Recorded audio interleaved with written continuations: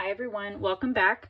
So the next step I'm going to show you is for the Agamograph project, and this is after you have both of your two images done. So I have one image on one paper and I have my second image on my second paper. For this part of the project, you will not only need your two images, you'll also need a pencil, a ruler, and a pair of scissors. All of these things you should have in that blue bag materials that I gave you. And we are going to be working on the back of our paper. So if we flip these over, you'll see this one already has what it is that I'm going to have you all do, but this one doesn't. So I'm going to walk you through on this piece of paper. Again, I'm on the back side and my paper is tall in front of me. So it's in portrait. What I'm going to do at the top and the bottom of my paper, I am going to make tick marks. These are little indicator lines for where a measurement is located. And we are going to be measuring every inch. So I'm going to do a tick mark at 1 inch, 2, 3, 4, 5, 6, 7, and 8.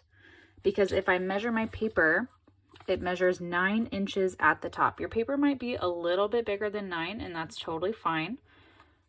So again, at every inch, I'm going to make a tick mark. Again, this is an indicator line to tell you where something is going to be. Okay, I don't need to do one at 9. I'm just going to let the edge of my paper act as kind of like my replacement tick mark. So I have 1, 2, 3, 4, 5, 6, 7, 8 tick marks at the top. I'm going to slide my paper up and I'm going to do the same thing at the bottom of my paper. So again, I'm going to have a tick mark at 1 inches, 2, 3, 4, 5, 6, 7, and 8. I'm not going to do a tick mark at 9. I'm only going to do a tick mark at 8. So 8 inches is going to be my very last tick mark. After you have the tick mark at the top and the bottom of your paper, you are going to connect them with your ruler, and then you are going to connect them with a straight line. Okay, you're going to do this all the way across. Make sure your tick marks are connected before you draw that line. So again, don't start drawing this line until you have the tick marks connected at the top and the bottom.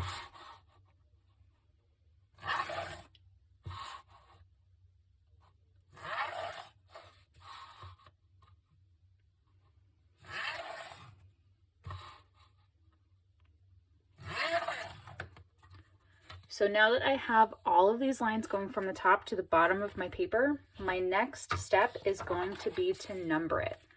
I am going to number backwards. So I'm going to start with 9 and go all the way down 8, 7, 6, all the way down to 1 on the very right hand side. So again, I'm going to go 9, 8, 7, 6, 5, 4, 3, 2, and 1. If you want to start with 1 on the right hand side and number up to 9, that's fine. But I like to number from left to right. So I went from 9 down to 1. The next step is going to be a little bit scary, but you're going to have to trust me on this. What you're going to do is you are going to take a pair of scissors and you are going to cut your paper into strips. I know this is scary.